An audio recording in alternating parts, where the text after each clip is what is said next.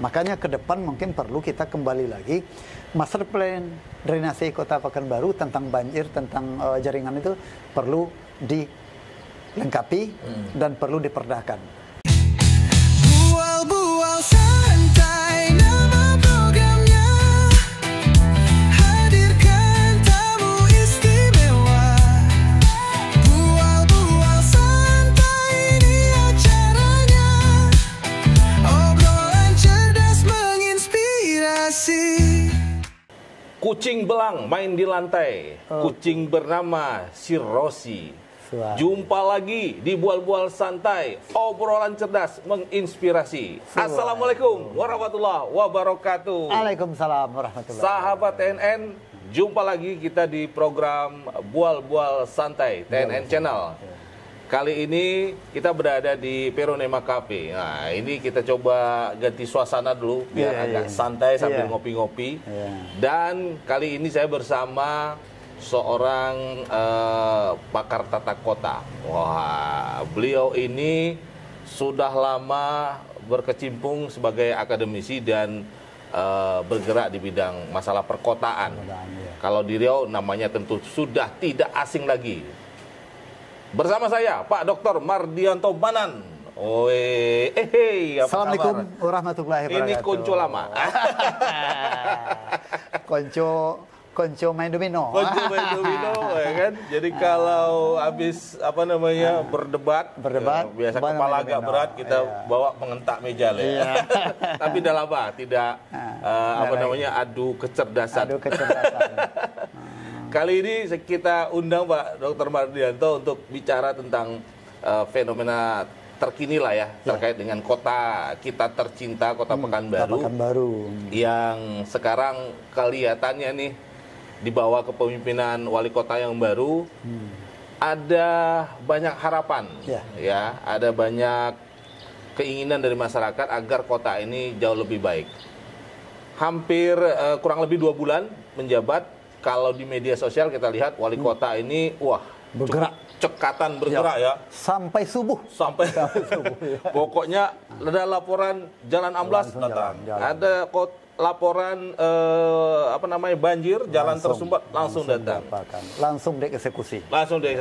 Oke. Sampai tahap ini kalau kita lihat tingkat kepuasan masyarakat cukup baik ya melihat Pak Wali Kota. Tapi tentu saja persoalan kota kan bukan hanya sesuatu yang bisa diselesaikan seperti memadamkan api kebakaran ya. Tapi harus ada planning, perencanaan yang jelas, baik. Ada master plan-nya. Nah, kalau sampai saat ini Pak Dokter melihat persoalan kita di Pekanbaru ini yang paling krusial itu yang harus segera dibenahi itu apa sebenarnya? Apakah memang hanya persoalan banjir dan sampah? Ya, terima kasih.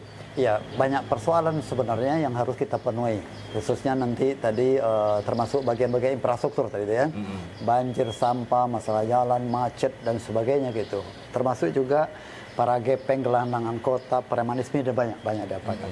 Jadi mungkin sekarang yang lagi banyak yang dihebohkan oleh Pak Agung itu sahabat saya. Sama-sama kami dulu bersama dengan dia.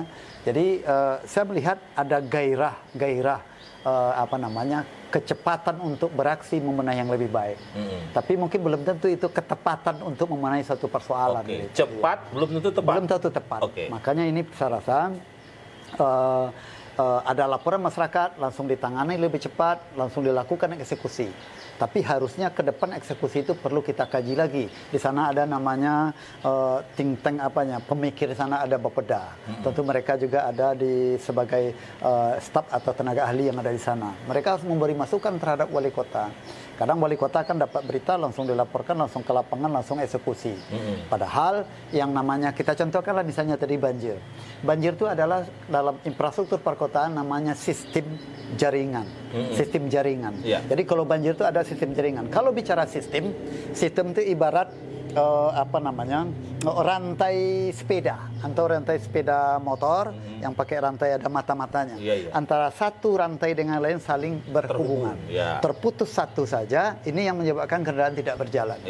Sistem drainasi dan banjir ini juga begitu. Jadi ada namanya teorinya di mana tempat membuangkan air, mulai dari perumahan, dari tempat mandi, dari toilet dan sebagainya, air itu mengalir sampai jauh sampai ke tempat pembuangan akhir.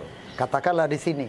Di sini mungkin masuk ke Pari Indah. Pari Indah nanti masuk lagi mungkin ke sungai-sungai yang kecil, nanti akhirnya bisa nanti ke Air Hitam, bisa nanti ke Kampar, bisa saja nanti mungkin ke Sungai Siak. Itu perlu dikaji. Jadi dari teori asal air keluar sampai ke tempat pembuangan air, satu pun tidak boleh terputus. Di saat satu saja terputus, inilah orang Pekanbaru dikatakan banjir. Padahal tidak banjir. Kalau saya menyatakan air yang bingung mengalir, tak tahu entah kemana. Kalau banjir itu lebih cenderung di Kampar, di Kuansing, di Kuantan. Itu air banjir. Geografis ya? Geografis, alami sifatnya. Karena debit hujan terlalu banyak, lalu air tidak tertampung, lalu banjir mengakibatkan. Kalau Pekanbaru tidak. Coba kalau ini dikatakan banjir, saya tinggal di Jalan Ardat. Simpang Ardat itu di 5. Kalau situ terkenang apakah banjir? Sementara turun ke Jalan Lobak sampai ke Arengka, sampai ke SK itu ada mungkin 200-300 meter di bawah ketinggian kami di Jalan Lobak D5 itu jauh lebih bawah. Jadi kalau di Lobak itu dikatakan banjir, bayangkan Jalan Sudirman apa namanya gitu. Tenggelam, Iya, tenggelam. Karena air itu cenderung datar. Gerakan air cenderung datar, bukan menggok-menggok seperti Gunung Merapi, tidak. Nah, maka dari itu perlu dikaji kalau misalnya di Arifin tersumbat lalu dituntaskan di Arifin, tapi yang pertanyaan menarik, dari Arifin itu mengalir kemana? Katakan ke Sudirman. Sudirman mengalir kemana? Mengalir misal mungkin ke arah ke Jalan Riau terjun ke Sungai Siak. Jadi mulai dari Arifin sampai ke Sungai Siak tadi, jika pembuangan air Sungai Siak, kita belum kaji itu, jika pembuangan air itu ke Sungai Siak, jatuh Sungai Arifin dan Sudirman itu, mulai dari tempat yang dibenahi oleh wali kota malam-malam sampai subuh itu, sampai ke itu tidak boleh terputus. Karena terputus sedikit pun, itu namanya saya katakan pola solusinya pemadam kebakaran. Di saat terbakar, lalu damkar datang, dipadamkan, tidak tahu dari mana sumber terbakarnya, bagaimana cara memadam, bagaimana menjaganya, tak diapakan. Makanya ke depan mungkin perlu kita kembali lagi, master plan drainase Kota Pekanbaru tentang banjir, tentang jaringan itu perlu dilengkapi dan perlu diperdakan. Saya jawab, sampai sekarang belum ada. Master plan drainase Kota Pekanbaru sampai sekarang belum ada. Pernah diteliti, pernah dikaji oleh tim ahli, tapi belum diperdakan. Iya. Kalau tidak salah beberapa tahun lalu itu sempat sudah ada kajian-kajiannya. Di mana titik-titik yang banjir, yang ya kan? Artinya rantai itu sudah dipetakan. Sudah dipetakan. Tapi belum ada eksekusi. Belum ada eksekusi. Eksekusi dalam bentuk kebijakan apa yang mau dilakukan. Iya. Tapi kendalanya waktu itu kalau tidak salah yang kemudian muncul di media adalah dananya dari mana ini Pak? Nah, ini gitu. Karena itu yang kayaknya kemudian membuat surut lagi atau gimana? Jadi sebenarnya wali kota ini adalah presiden Kota Pekanbaru. Dan dia presidennya dia merencanakan dengan elok, dengan bagus. Dari mana dana yang dikeluarkan? Ada beberapa hal, tidak dua mungkin. Dari pajak restribusi itu namanya PAD dan sebagainya. Tapi ada sumbangan pihak ketiga, mungkin swasta dan sebagainya. Ada namanya PKPU, namanya perjanjian kerjasama antara badan usaha dengan pemerintah. Bisa saja nanti mungkin diambil dari dana luar, bisa dari provinsi kita jolok, bisa dari APBN kita jolok, apa dari DAU, dari BH, dari manapun diambil itu nanti. Itulah kejeliannya. Maka saya akan salut jika pimpinan daerah itu, apa bupati, wali kota dan gubernur akan saya angkat tangan ke dia di saat dia mengambil uang itu tidak uang PAD, tidak uang dari APBD kota atau provinsi kabupaten yang bersangkutan diambil. Justru akan lebih dia menjolok dana keluar. Itulah rebut dana pusat dan apa. Hari ini saya tengok Pak Agung, saya tengok di media itu sekarang lagi Kementerian AHY ke tata ruang. Itu bagus itu. Jadi ini kan baru memulai. Tapi apakah dia ke kementerian segala macam itu sudah bawa planningnya? Nah, ini kan nanti jadi apalagi biasanya sering kita dengar begitu minta kan kegiatan apa namanya kepala daerah pergi ke pusat ini sebenarnya bukan baru kali ini aja. Dulu setiap baru ada pelantikan rajin itu ke Jakarta kemana gitu ya. Tapi kemudian kabar beritanya hilang gitu loh. Nah seringkali juga muncul di media ketika ditanya ini gimana perencanaannya nggak bisa jawab. Bingung, akhirnya pusat nggak berikan dana gitu. Nah, di situ saya bilang tadi, urgensi dari sebuah master plan drainase rencana induk drainase tadi itu biasa mata panahnya panjang itu. Bisa 5 sampai 20 tahun. Ya. Di situ sudah terancang dengan elok dan bagus. Bagaimana infrastruktur, bagaimana manajemennya, bagaimana pendanaan sudah muncul di sana. Lalu mana yang dibenahi, mana yang didahulukan, mana dikemudiankan. Itu sudah ada kajian itu. Itu namanya master plan. Begitu pula yang lain tentang sampah dan apa semuanya ada master plan-nya. Di saat nanti pusat ingin meminta, kami ada anggaran sekian, mana yang perlu didahulukan. Di program itu, di drainase itu biasanya di halaman belakang ada namanya program kerja. Di program itu sudah dimunculkan mana yang dikerjakan, berapa biaya, sudah jelas. Ada angka, siapa dinasnya, siapa instansinya, jelas itu dibunyikan gitu. Nah, jadi kalau nanti pusat ingin meminta, kami tolong dibenahi dulu misalnya jalan drainase ini jalan utama. Karena namanya nama pengolahan banjir drainase itu dia pakai koridor, pakai hierarki juga. Hierarkinya persis seperti pola jalan juga. Ada jalan nasional, ada jalan provinsi, ada jalan kota, ada jalan kecamatan, ada kelurahan, bahkan saluran cacing, saluran desa ke rumah itu ada dibunyikan. Semua saluran itu harus terkoneksi. Satu pun tidak terkoneksi, dia akan membengkak air situ. Lalu menggerita air situ, orang Pekanbaru katakan banjir tadi. Tapi di saat itu mengalir jauh sampai ke tempat pembuangan air, itu akan lancar. Makanya saya kaji itu nanti, dari mana kita memulai, di mana mengakhiri. Kalau kita buat di hulunya kita benahi, tapi setengah hilir ke depan tidak lancar, di sini lancar di sini, tapi mentok lagi, banjir lagi di tempat yang lain. Mungkin tuntas di Arifin, tapi banjir itu akan pindah mungkin ke jalan Paus. Paus bisa selesai, tapi mungkin pindah ke jalan Nangka. Nangka bisa tuntas, tapi Arengka sekitar di depan SKA sampai arah ke Jalan Riau itu kan di sana kan mak bicara paritnya parit tanah.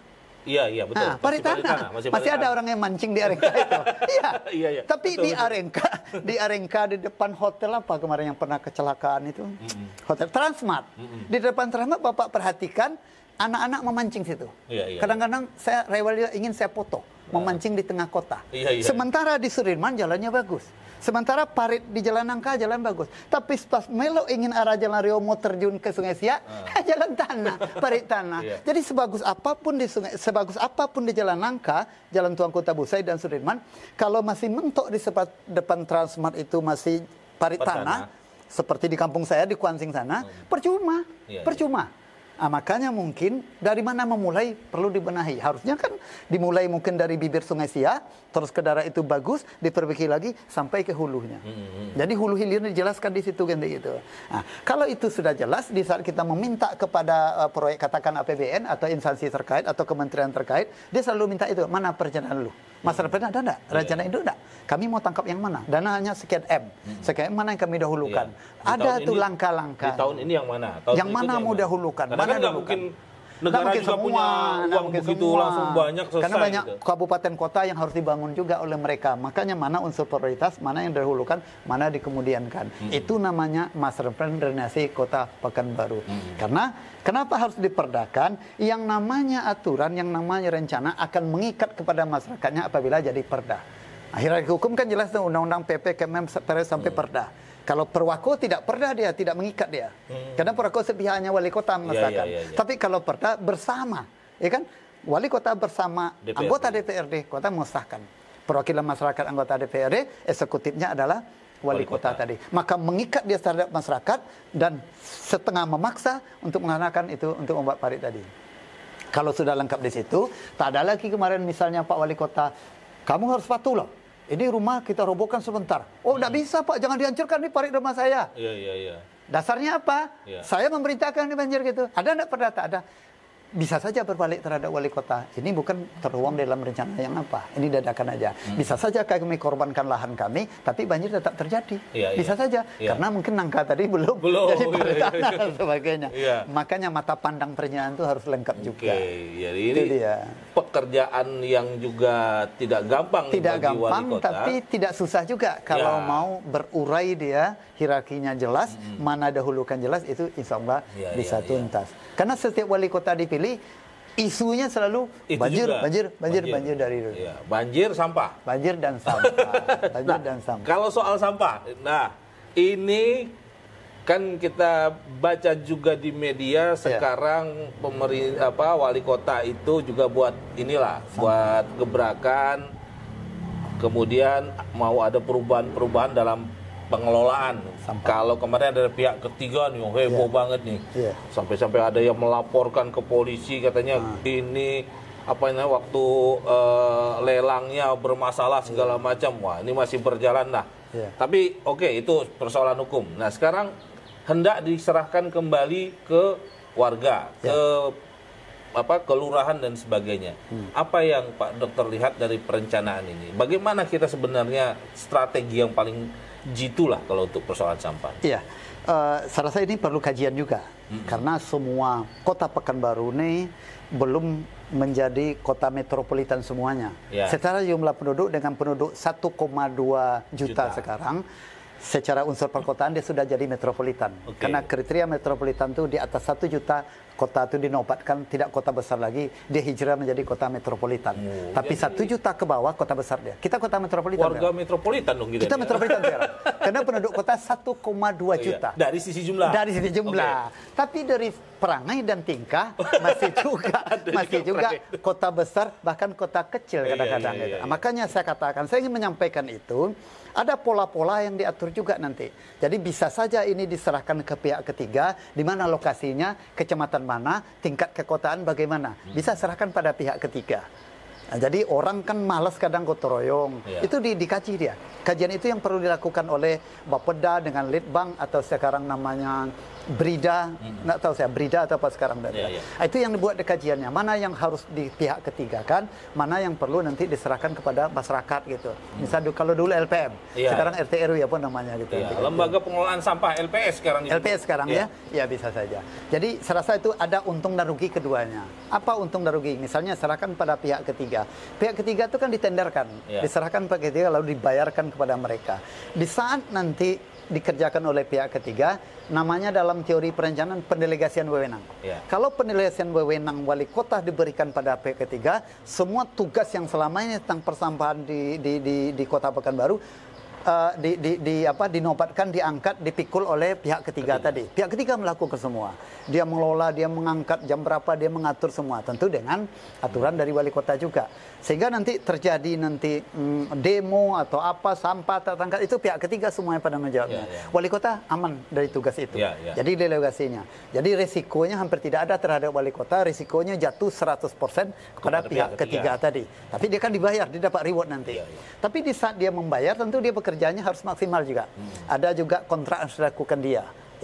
Jadi kalau itu dilakukan mungkin di kota-kota seperti di Senapelan, di Pasar Pusat Pekanbaru mungkin bisa diperhatikan. Tapi daerah pinggir seperti kita yang duduk sekarang ini, daerah Bukeraya atau Tampan atau yang lebih baru yang lagi sana, Marpoyan Damai, mungkin bisa serahkan ke LPF dan sebagainya, masih bisa dikelolakan ya.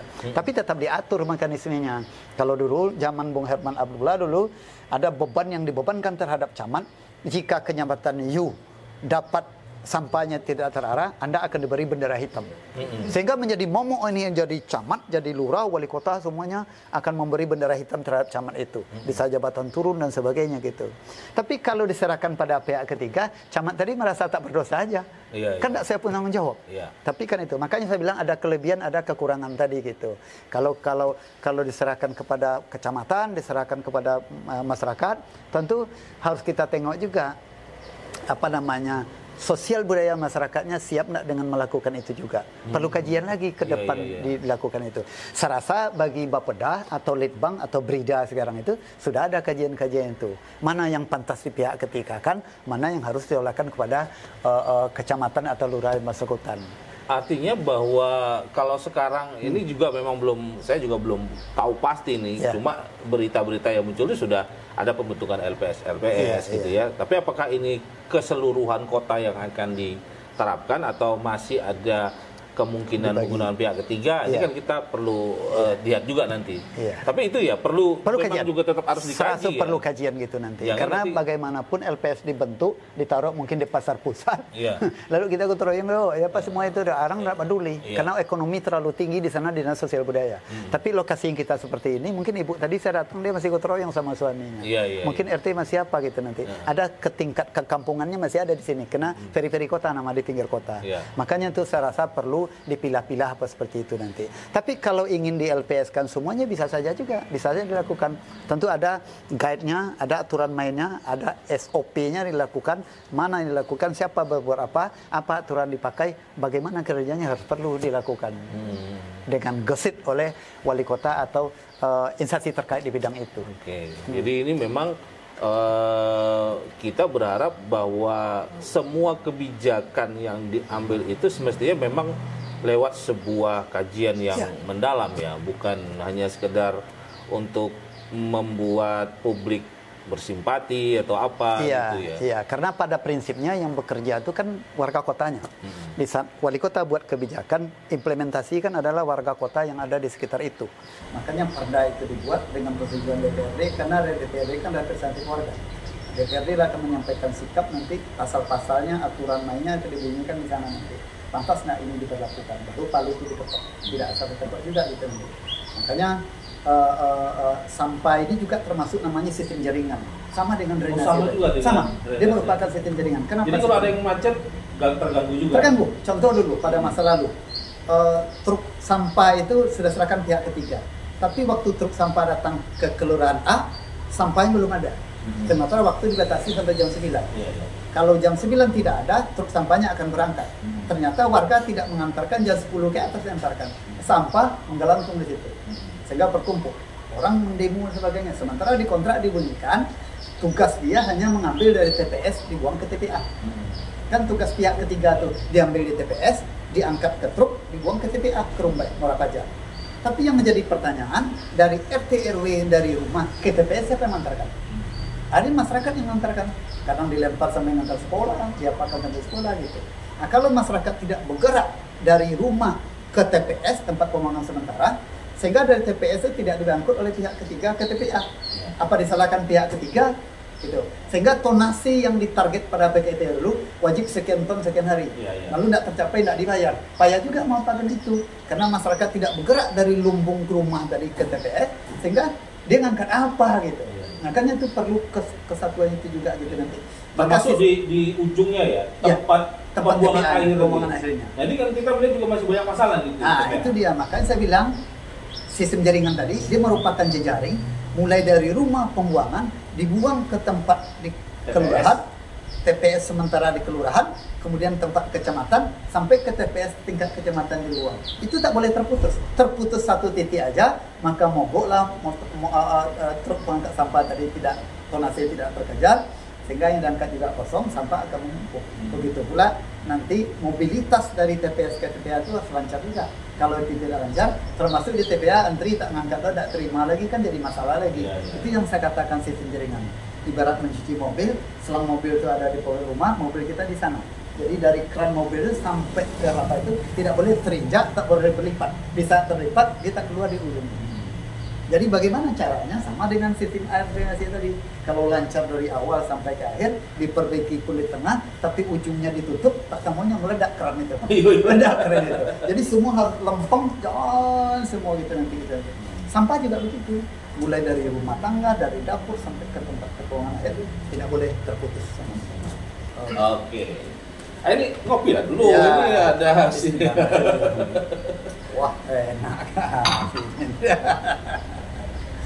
Kalau dapat sering-sering kayak gini, Iya. gitu ya.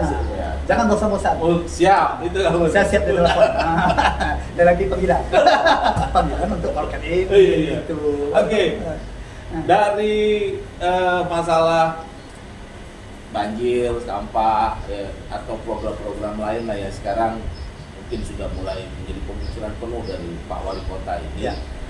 Tapi kan kuncinya tetap ada satu hal yang penting, SDM ya. SDM, sumber daya manusia. Sumber daya manusianya. Ya. Ini kita lihat persoalan mendudukkan orang yang tepat di bidangnya. Ini kan sering masih menjadi persoalan.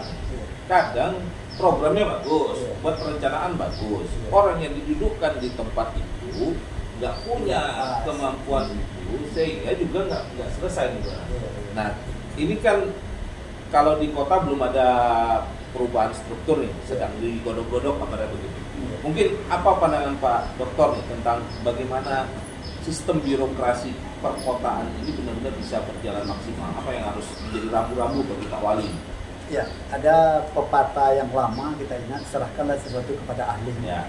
Salah satu yang paling tepat, menjadi payung dari semua itu.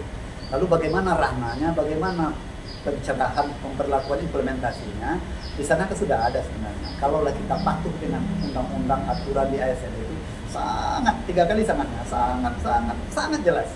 Nah, ya. Jadi ada penjenjangan, ada karir, ada kepastian gitu nanti.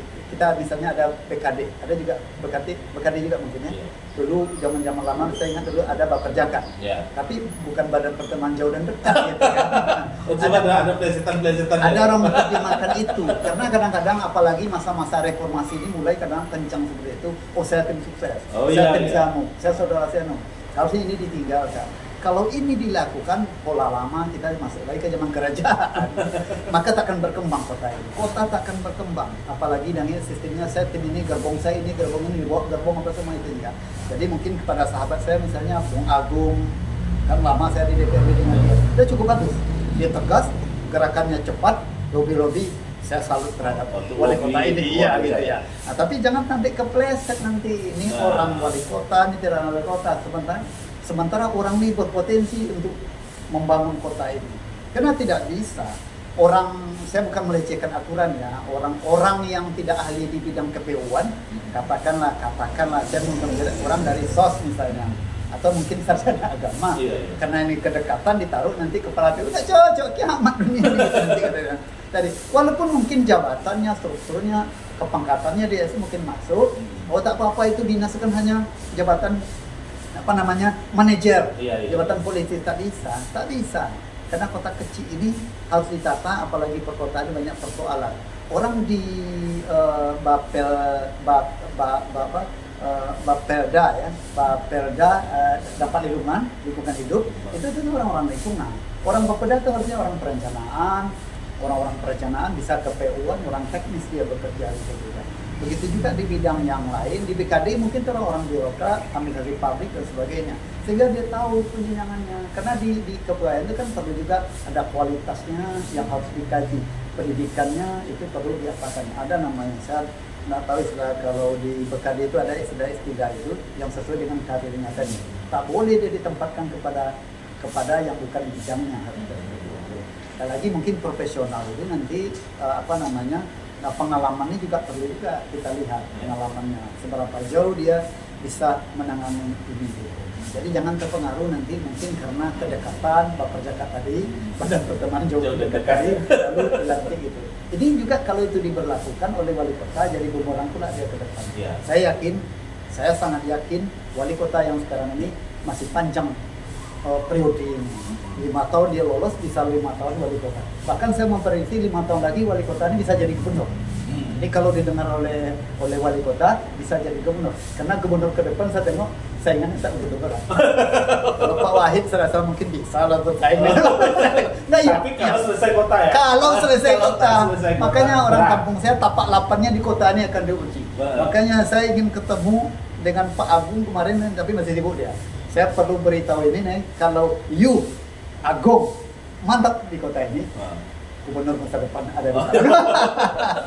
Karena promosi yang dekat ke kota, promosi yang begitu gencar dikembangkan di kota Pekanbaru dibanding di tempat-tempat daerah kota ya. Makanya itu kita minta BKD nanti yang mulainya nanti, atau instansi atau pansel apa namanya, juga perlu didapatkan. Pansel juga perlu diperhatikan juga pansel. Karena pansel itu tidak hanya tenaga ahli yang betul ahli dari akademik, siapa tim yang dekat, siapa disuruh dia pansel.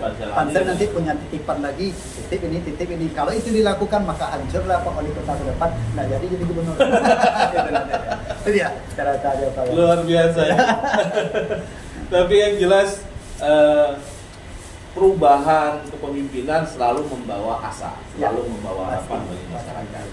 Ya kalau kita melihat gebrakan awal cukup menarik, cukup bagus gitu ya. Tapi apakah ketahanannya untuk konsen mengelola pemerintahan kota, pembangunan kota bisa bertahan, itu waktu yang akan menjawab. Tergantung nanti, saya rasa kuncinya itu tergantung kepada wali kota itu sendiri. Ya.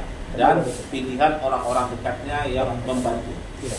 Sepanjang niatnya ingin membangun kota dengan tulus, dengan baik, untuk lebih baik, saya rasa mungkin sukses dia. Tapi dipengaruhi oleh gerbong-gerbong kiri kanan yang mengaku nanti harus menitipkan, ini kota nanti akan hancur juga seperti Yang lain-lain. yang lain. Cerita-cerita lama dulu ya. Baik Pak Dokter, terima kasih sudah bersedia untuk bertukar pikiran, memberikan informasi yang inspiratif. Ini mudah-mudahan juga masyarakat kota juga punya tanggung jawab ya, bahwa pemimpinnya bagus, kalau masyarakatnya juga tidak support, tidak dukung, ya, kayak tadi ini saling membutuhkan. Dia tetap juga bagian, di masyarakat tetap bagian dari rantai dan pasti merupakan mata mata rantai. rantai. Sama seperti yang tadi cerita soal sampah, kalau jam sekian harus setor sampah ya apa gitu. Jangan udah buka baru kirim sampah, habis itu baru teriak-teriak kan, itu juga jadi hal yang merusak juga. Baik, sahabat TNN, sungguh sangat menyenangkan dengan Pak Dr. Mardianto ini bincang-bincang. Tak terasa waktu itu cepat berlalu ya. Hampir sama rasanya waktu kita main dulu itu. Tapi mudah-mudahan Pak Dokter bersedia lain waktu kita ngobrol. Insya Allah. Tinggal tunggu panggilan Bung Fadil aja. Sahabat TNN, demikian bual-bual santai kita di edisi kali ini. Mudah-mudahan lain waktu bisa tetap berbincang-bincang dengan Pak Dokter dengan tema-tema yang lebih menarik. Terima kasih atas perhatiannya. Assalamualaikum warahmatullahi wabarakatuh. Waalaikumsalam warahmatullahi wabarakatuh.